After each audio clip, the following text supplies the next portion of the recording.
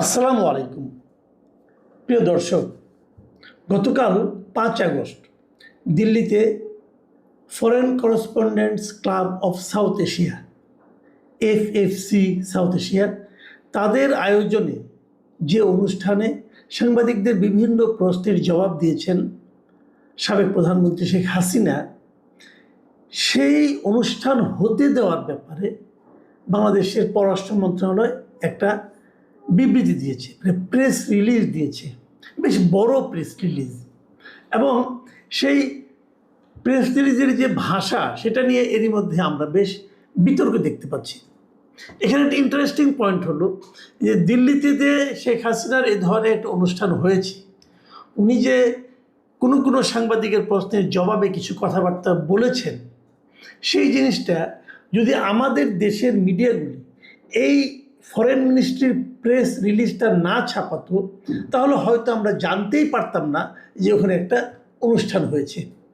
কারণ ওই অনুষ্ঠানের কোনো খবর আমাদের দেশের কোনো প্রিন্ট মিডিয়া অথবা অনলাইন মিডিয়ায় প্রচার হয়নি। মানে উনি কি বলেছেন সে আলোচনা পরে, সে আলোচনা নিয়ে আমার আগ্রহ নাই, কিন্তু ওটা আমি শুনতেও চাচ্ছি না, জানতেও চাচ্ছি না, বলতেও চাচ্ছি না। কিন্তু আমার কথা হলো যে একটা অনুষ্ঠান যে হয়েছে, এই ঘটনাটাও, এই খবরটাও আমাদের দেশের কোনো পত্রিকা ছাপেনি। কেন ছাপেনি? তাহলে কি এই অনুষ্ঠান অনুষ্ঠিত হওয়ার বিষয়টা কোনোই গুরুত্ব বহন করে না? যদি গুরুত্ব না বহন করতো, তাহলে রয়টার্স, আল জাজিরা, এপি এই ধরনের বড় বড় এবং এনডিটিভি এই ধরনের বড় বড় আন্তর্জাতিক সংবাদ মাধ্যমগুলো কেন এই অনুষ্ঠানের খবর গুরুত্ব দিয়ে ছাপলো? এই প্রশ্নের জবাব আমার কাছে নেই। আমাদের দেশে যে মিডিয়াগুলো আছে তাদের কাছে আছে কিনা আমি বলতে পারবো না। বাংলাদেশে অনেকগুলো সংবাদপত্র আছে, দৈনিক সংবাদপত্র আছে, অনেক মেরুদণ্ড সম্পন্ন সংবাদপত্র আছে, ডেইলি স্টার বলে, তার নাকি আন্তর্জাতিক মানের সংবাদপত্র, প্রথম আলো আছে, বিশাল সংবাদপত্র, তারা কেউ ছাপেনি। কেন ছাপেনি, কী কারণে ছাপেনি, সেটা নিয়ে আমার একটা হাইপোথিসিস আছে, আমার একটা বিশ্লেষণ আছে। সেই আলোচনা আমি একটু পরে শেষ দিকে করব। তার আগে বরং আমরা একটু জানতে চাইব যে পররাষ্ট্র মন্ত্রণালয় গতকালকে যে তীব্র প্রতিবাদ জানিয়েছে এই ঘটনার, মানে ঘটনার কোনটা, ওখানে এ ধরনের একটা অনুষ্ঠান হতে দেওয়া, এই ঘটনার তারা যে তীব্র প্রতিবাদ জানিয়েছে, সেই প্রতিবাদের যে ভাষা সেটা নিয়ে আবার দেখলাম যে আমাদের বেশ কিছুজন কূটনৈতিক সাংবাদিক, মানে কূটনৈতিক রিপোর্টার যারা ছিলেন, একসময় এই বিটে কাজ করতেন তারা, এবং বেশ কিছু অবসরপ্রাপ্ত কূটনীতিক, তারাও কিছু কিছু মন্তব্য করেছেন। বলা বাহুল্য এই মন্তব্যগুলো খুব পজিটিভ না। আপনারা যদি নিজেরাও সেই প্রেস লিস্টটা পড়েন, আমি এখানে দিয়ে দিচ্ছি, আপনারা দেখতে পারবেন। যদি সেই প্রেস লিস্টটা, বড় প্রেস লিস্টটা পড়েন, পাবেন আপনি পররাষ্ট্র মন্ত্রণালয়ের ওয়েবসাইটে গেলেও পাবেন। সে এবং ইন্টারেস্টিং আরেকটা দিক হলো, পররাষ্ট্রমন্ত্রীর ওয়েবসাইটে যে দেখা গেছে এই বিবৃতিটা, মানে এই প্রেস রিলিজটা আমি যখন দেখেছি তখন পর্যন্ত 7বার এডিট করা হয়েছে। এরপরে নাকি শুনলাম যে আরও 2-1বার এডিট করা হয়েছে। আর একবার দিয়েছে, পরে ভেবেছে একটু চেঞ্জ করতে হবে, আবার এডিট করে আবার দিয়েছে, এরকমভাবে তারা একাধিকবার চেঞ্জ করেছে। আমি সর্বশেষ যেটা পেয়েছি সেটারও যে ভাষা, আমার কাছে এই ভাষাগুলি কূটনীতি সুলভ ভাষা বলে মনে হয়নি। এ ব্যাপারে একসময় আপনাদের খুব পরিচিত একজন মানে সাংবাদিকের কথা বলি, মিস্টার আনিস আলমগীর, উনি ওনার ফেসবুক পেজে এই পোস্ট নিয়ে, মানে এই নিয়ে, সংবাদ বিবৃতি নিয়ে, মানে প্রেস রিলিজ নিয়ে একটা পোস্ট দিয়েছেন, বেশ বড় পোস্ট। আমি পুরোটা পড়বো না, আমি ওখান থেকে কয়েকটা জায়গায় আপনাদেরকে একটু বলতে চাই উনি কী লিখেছেন। উনি এক জায়গায় লিখেছেন যে আমরা প্রায় ভুলে যাই যে একটি দেশের পররাষ্ট্র মন্ত্রণালয় যখন আন্তর্জাতিক সম্প্রদায়ের উদ্দেশ্যে বা প্রতিবেশী দেশের সাথে যোগাযোগের জন্য অফিসিয়াল স্টেটমেন্ট দেয়, তখন সেটির ভাষা হওয়া উচিত অত্যন্ত পরিপক্ক, আইনি ভিত্তিপ্রসূত ও প্রাতিষ্ঠানিক। অথচ এই বিজ্ঞপ্তিতে যে ধরনের শব্দ চয়ন করা হয়েছে, বেশ কয়েকটা শব্দের উল্লেখ করেছেন, তা কূটনৈতিক প্রোটোকল বা ডিপ্লোম্যাটিক ল্যাঙ্গুয়েজের মানের সাথে একেবারেই বেমানান। এটি কোনো রাষ্ট্রীয় দলিলের চেয়ে রাজপথের রাজনৈতিক বক্তৃতার মতো বেশি শোনায়। দেখুন, আমি এটা পড়লাম, পড়ছি এই কারণে যে আমি কিন্তু ওই বিবৃতিটা দেখেছি, এবং ওই বিবৃতি দেখে আমার মনে কিছু প্রশ্ন এসেছে। বাট আমার কাছে মনে হয়েছে যে আনিস আলমগীরের কথাগুলি অত্যন্ত গোছানো, এই গোছানো বলে আমি আপনাদেরকে এগুলো শেয়ার করলাম। এখন তিনি আবার আরেকটা কথা বলেছেন, সেই কথাটা হলো গিয়ে এইটা যে স্বভাবতই প্রশ্ন ওঠে, পররাষ্ট্র মন্ত্রণালয়ের কাজ কি কোনো পলিটিক্যাল প্রেস ক্লাবের মতো বিবৃতি দেওয়া, নাকি আন্তর্জাতিক অঙ্গনে ঠান্ডা মাথায় পেশাদারিত্বের সঙ্গে দেশের স্বার্থ রক্ষা করা। দেখুন, এই প্রেস রিলিজে অনেক কথাই আছে, যেমন এই যে সংবাদ সম্মেলন যে হতে দেওয়া হয়েছে ভারতে, এটাই নাকি বাংলাদেশের সার্বভৌমত্বের উপর আঘাত, এই ধরনের কথাও এই প্রেস রিলিজে বলা হয়েছে। আমার কাছে এগুলো খুব বিস্ময়কর মনে হয়েছে। বিস্ময়কর মনে হচ্ছে এই কারণে, দেখুন, আমাদের দেশ থেকে অনেকটা বিতাড়িত একজন ব্যক্তি অন্য দেশে আশ্রয়ে আছেন, সেখানে বসে যদি উনি কোনো কথা বলেন, তো সেটা আমাদের সার্বভৌমত্বের উপর আঘাত কী করে হবে? এটা আমার কাছে আমার বুঝে আসে না।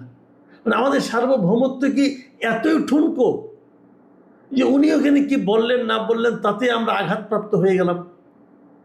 আমাদের পররাষ্ট্র মন্ত্রণালয়ের পেশাদারিত্ব কি এই পর্যায়ে যে এটা আবার প্রেস রিলিজ দিতে হবে? আপনি যদি মনে করতেন যে এরকম বিষয়টা হয়েছে, তো এটাতে একটা আপনার নোট ভারবাল বলতে একটা কথা আছে, আপনি তাদেরকে ডেকে বলতে পারতেন। তো ডেকে না বলে আপনি যখন প্রেস রিলিজ দিলেন, তখন সেটা কিন্তু সারা দুনিয়া জেনে গেল। সারা দুনিয়া জেনে গেল যে ওদের সঙ্গে আপনার কূটনৈতিক সম্পর্কটা আপনি কোন পর্যায়ে নিতে চাচ্ছেন। এটা কতটুকু ভালো হলো, এটা কিন্তু আমরা বুঝতে পারলাম না। ইন্টারেস্টিং পয়েন্ট হলো, এই প্রেস রিলিজ দেখেই কিন্তু আমাদের দেশের সবগুলো পত্রপত্রিকা নিউজ করেছে, কেউ কেউ করেছে, প্রায় সবাই করেছে। এবং এই নিউজটা পড়েই আমাদের পাঠকরা জানতে পারলো যে দিল্লিতে কিছু একটা ঘটেছে।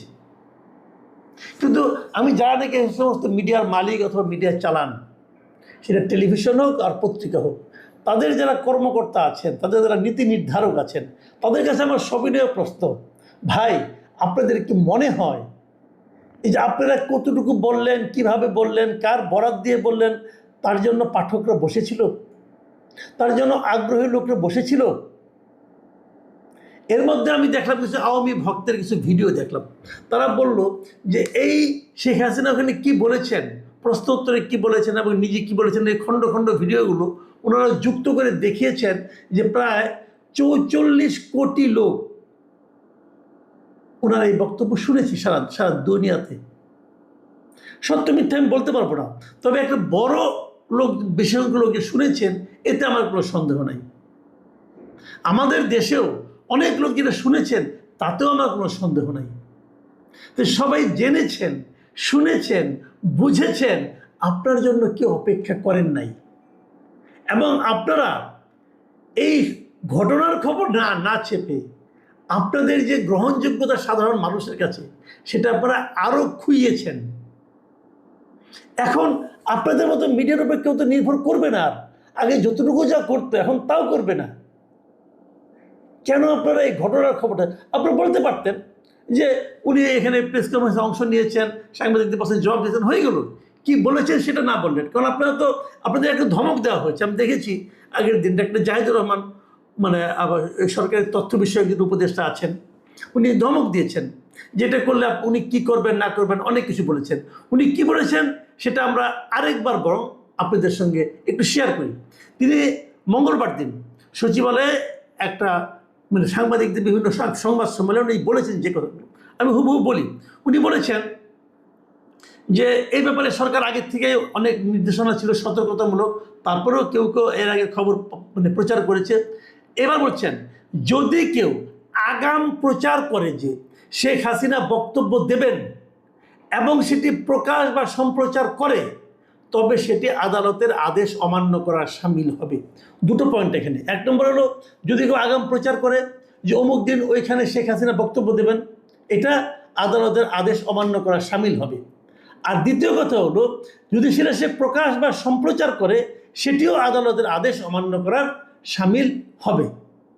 উনি কিন্তু বলেছেন, তার মানে শেখ হাসিনা বক্তব্য দেবে এই কথাও বলা যাবে না। যদি ওই কথা আগাম বলা না যায়, শেখ হাসিনা বক্তব্য দিয়েছেন এটাও তাহলে প্রচার করা যাবে না। এবং ডক্টর জাহিদের এই ভয়ে আমাদের দেশের সমস্ত বাঘা বাঘা পত্রিকা, বাঘা বাঘা সম্পাদক তাদের কাপড় খারাপ করে ফেলেছেন, মানে অজু ভেঙে গেছে সবার।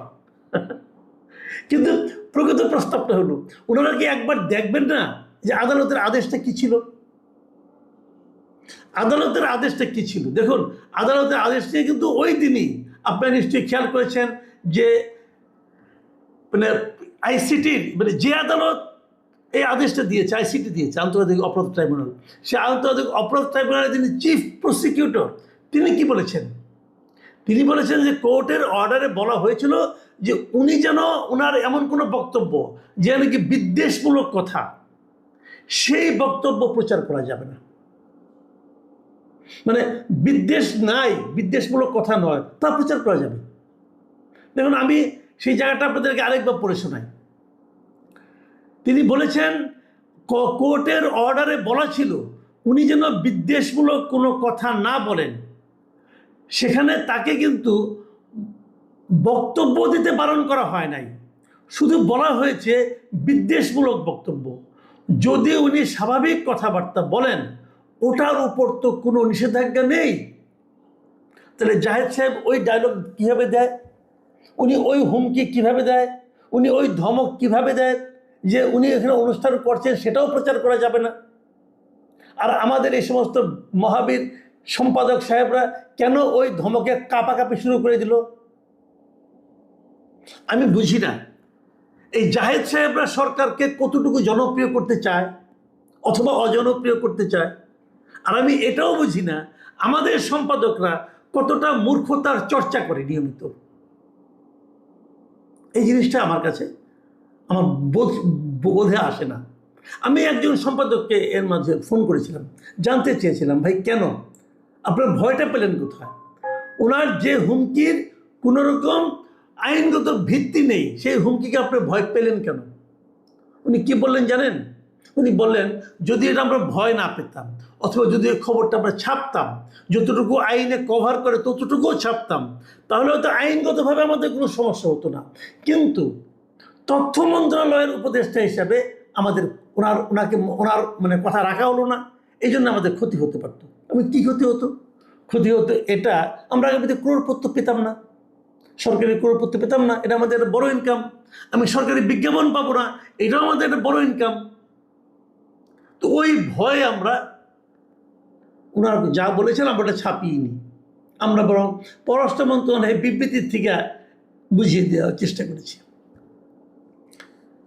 আমরা সব সময় বলি যে মুক্ত গণমাধ্যম, এই হলো আমাদের দেশের তারেক রহমানের সরকারের আমলে গণমাধ্যমের অবস্থা, এবং মাননীয় প্রধানমন্ত্রীর তথ্য বিষয়ক উপদেষ্টার বিশ্লেষণ যে কিভাবে গণমাধ্যমকে আরও উন্মুক্ত করা যায়, এবং সেক্ষেত্রে ওনার নির্দেশনা। এই ভদ্রলোক একদিনও সাংবাদিকতা করেননি, একদিনও বিএনপি করেননি, কিন্তু উনি এখন বিএনপি এবং গণমাধ্যম তার মাঝখানে ঝামেলা পাকাচ্ছেন। এটাই হলো ওনার ব্যাপারে আমার মূল্যায়ন। আমরা খুব অদ্ভুত একটা দেশে বাস করি, আমরা খুব অদ্ভুত একটা বাস্তবতার মধ্যে বাস করি। এখানে সত্য কথা বলার লোক নাই মনে হয়, শীত দ্বারা সোজা করে বলার লোক, কথা বলার লোক ধীরে ধীরে কমে যাচ্ছে। আইনের কথাটা বলেন, আইন কি বলে সেটা বলেন, জুজুর ভয়ে এত কাঁপাকাঁপি কেন করেন? আর করে আপনার লাভটা কি হচ্ছে? দেশের মানুষ কি সংবাদ পাচ্ছে না? আপনারা কি সময়টাকে ভুলে গেছেন, এই যুগটাকে ভুলে গেছেন, এই আন্তর্জাতিক যে ব্যবস্থা সেটাকে ভুলে যাচ্ছেন? সবাই তো সব খবর পেয়ে যাচ্ছে, বিবিসি পেয়ে যাচ্ছে, বিবিসিতে ভিডিও পেয়ে যাচ্ছে। আমি নিজেই তো বিবিসির 2টো ভিডিও ওদের সংবাদ দেখেছি, আমি দেখলাম তো। তাহলে কেউ কি আর সংবাদ থেকে বঞ্চিত থাকছে? মাঝখান দিয়ে খড়গ চালানো হচ্ছে আমাদের মিডিয়াগুলোর উপর, ক্ষতিগ্রস্ত করা হচ্ছে আমাদের মিডিয়াগুলোকে, এবং মিডিয়ার দর্শক, শ্রোতা, পাঠক সব কমে যাচ্ছে আস্তে আস্তে। তারপরে একসাথে বলবে মিডিয়াগুলি কেন চলে না? কি ব্যাখ্যা দেবেন দেন আপনারা? প্রিয় দর্শক, আমি এটা নিয়ে আর কথা বলতে আপাতত চাচ্ছি না, পরবর্তীতে নিশ্চয়ই আবারও বলবো। সবাই ভালো থাকবেন, এখন এ পর্যন্তই। আল্লাহ হাফেজ।